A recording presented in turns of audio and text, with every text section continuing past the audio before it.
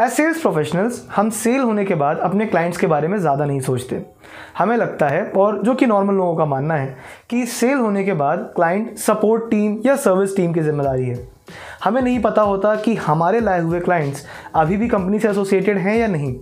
ना हम ये जानते हैं कि हमारे क्लाइंट्स की क्या प्रॉब्लम्स चल रही हैं। इसी वजह से हम सेल्स पर्सन एक बहुत बड़ी अपॉर्चुनिटी को मिस करते हैं, और ये वीडियो उसी अपॉर्चुनिटी के बारे में है। हे देयर, मेरा नाम है Sanat Srivastava and I am from my operator, one of India's leading call management systems provider who help you to sell more and serve more. Video में आगे बढ़ने से पहले make sure that you subscribe to our channel as well as press the bell icon to get our latest updates first hand. Alright, so जैसा कि मैंने video के starting में बोला, sales people are missing out on a very big opportunity and that is because they ignore after sales followup. After sales follow-up is a very important part and it should be done by every single salesperson. I'll tell you why. सबसे पहली चीज़, it shows that you care. अगर आप अपने client से cell होने के बाद भी उतनी ही एंथुजियाज्म, उतने ही इंटरेस्ट से बात करेंगे, सो आपके क्लाइंट को लगेगा that you actually care for them. The reason behind that is, जब हम सेल कर रहे होते हैं, we try to use different tactics, we try to show interest with the client, we try to show that we know a lot about the person and we also try to be pushy at times. हम उनके साथ थोड़ा सा emotional होके, थोड़ा सा tactics अपना के अपने सेल को कंप्लीट करने की पूरी कोशिश करते हैं. लेकिन सेल होने के बाद अगर आप उनसे टच में ही नहीं रहेंगे, सो आपके क्लाइंट्स को ये लगेगा कि आपको सिर्फ और सिर्फ अपने पैसे बनाने से मतलब था. Now, while that may be true for some of the sales people, but I am sure at a larger level, the company also doesn't want कि आपके clients इस तरह से feel करें. So it is very important that as a salesperson, आप after sales follow up करें around after a week or two, just to know कि आपका customer क्या feel कर रहा है, उसे product से help हो रही है कि नहीं हो रही है, और किस तरह की problems आ रही हैं. Problem.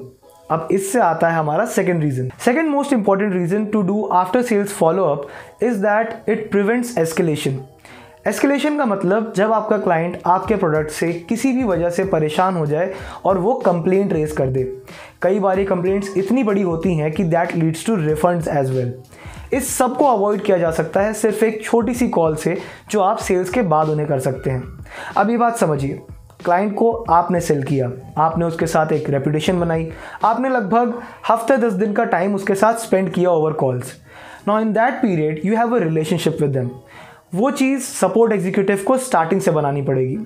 तो अगर आप अपने क्लाइंट से अपने लेवल पे 1-2 हफ्ते बाद एक फॉलोअप कॉल करके पूछेंगे कि उन्हें क्या प्रॉब्लम्स आ रही हैं, is there anything that you can do to help them, so उन्हें अच्छा भी लगेगा और साथ ही साथ वो और कंफर्टेबल होके आपको अपनी प्रॉब्लम्स बता पाएंगे. प्रॉब्लम्स जानने के बाद आप उन प्रॉब्लम्स को अपनी टीम को रिपोर्ट कर सकते हैं और वो प्रॉब्लम को बड़ा होने से पहले ही उसे रिजॉल्व कर देगी. इससे होगा ये कि आपका क्लाइंट खुश रहेगा, कंपनी में रिफंड्स की ज़रूरत नहीं पड़ेगी और साथ ही साथ आपकी ओवरऑल वैल्यू भी as a sales person increase हो जाएगी. Third reason why after sales support is important is that it gives you better understanding about the customer. अब मैं ये नहीं कहता कि आपको अपने एग्जिस्टिंग क्लाइंट्स के बारे में समझने की ज़्यादा ज़रूरत है, बट हर कस्टमर एक क्लास को बिलोंग करता है. It is actually a member of the largest set of those kind of customers. So basically, अगर आप उस एक तरह के कस्टमर को समझना चाहते हो, तो आप उसमें से ही एक कस्टमर को समझ सकते हो. अब फॉर एग्जाम्पल, आपका कोई क्लाइंट ऑटोमोबाइल इंडस्ट्री से है. अगर आपने उस क्लाइंट के साथ अच्छा टच बना के रखा और आफ्टर सेल्स फॉलोअप किया, उनसे उनकी प्रॉब्लम समझी, ये समझा कि वो एक्चुअली किस तरीके से आपके प्रोडक्ट को यूज़ करते हैं और आपका प्रोडक्ट यूज़ करने से उनकी क्या मदद होती है, आप सेम चीज़ों को अपने प्रोस्पेक्ट्स को पिच कर सकते हो जो कि उसी कस्टमर की इंडस्ट्री से हैं. So as I said, for example, अगर आपका कस्टमर ऑटोमोबाइल से है, आप उसके साथ फॉलोअप करो, उसकी प्रॉब्लम समझो, ये समझो कि वो आपका प्रोडक्ट यूज़ कैसे करता है, and the next time you are speaking to another client और another lead from automobile industry, you can pitch them the same problems, the same solutions, and you will see that the call becomes very easy to close. Fourth reason is that it builds your rapport with the customer. आपकी as a sales person अगर एक अच्छी repo customer की नज़रों में बनी होगी, सो कहीं ना कहीं वो आपको आगे जाके डेफिनेटली हेल्प करेगी. I tell you how. First of all, कई बार आपने देखा होगा कंपनी के रिव्यूज़ में किसी पर्टिकुलर इंडिविजुअल का नाम लिखा होता है और कस्टमर्स उसको प्रेज़ कर रहे होते हैं. अब now it is simple to assume कि ये कैसे हो सकता है. अगर एक सेल्स पर्सन अपने कस्टमर से अच्छे से बात करता है बिफोर एंड आफ्टर सेल्स और उसे अच्छे से ट्रीट करता है, सो कस्टमर्स भी उनका नाम मेंशन करके रिव्यूज़ में डालते हैं।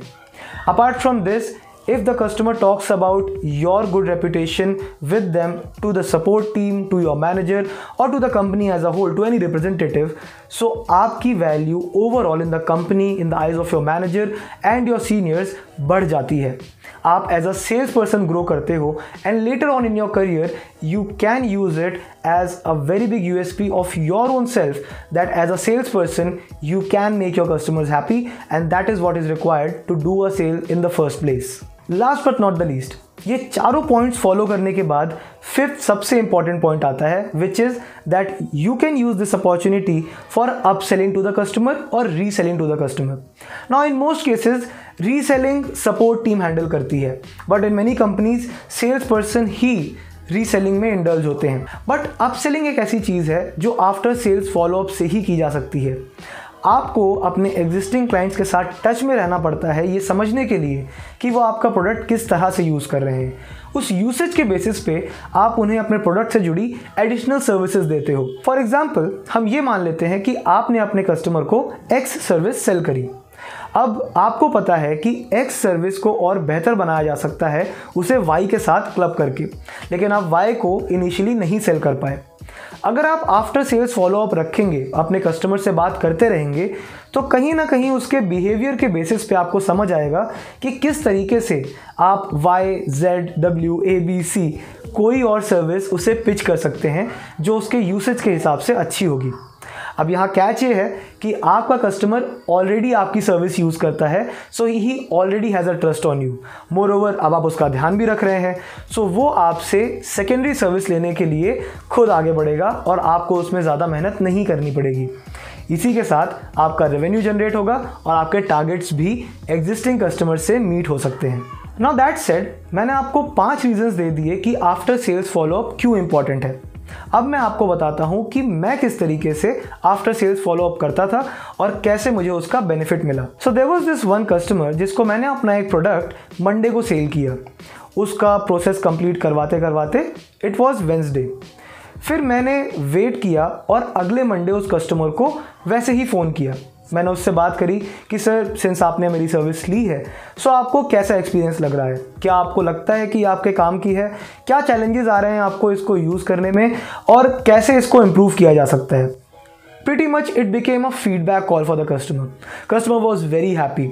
ही एक्चुअली सेड टू मी कि सनद, बहुत अच्छा लगता है जब आप लोग केयर करते हो। Now I used that tactic and I called him on the next Monday to talk about another service जो कि हमारी प्राइमरी सर्विस के साथ यूज़ करी जा सकती थी, which the customer can use and it will help him boost his business.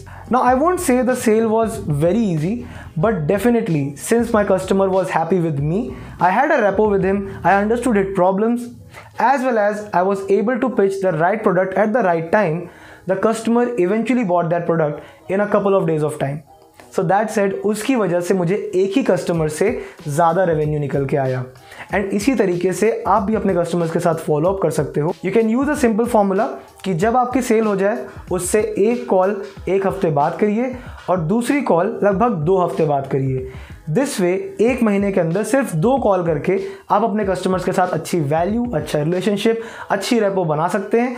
And that is how you can use the virtue of after sales follow-up. So that's it for this video, guys. My name is Sanat Srivastava from My Operator. If you like the video, give it a thumbs up. Mention in the comments below कि आपकी अगर कोई story रही है after sales follow up से जिससे आपको benefit हुआ हो, and definitely subscribe to My Operator for more such content.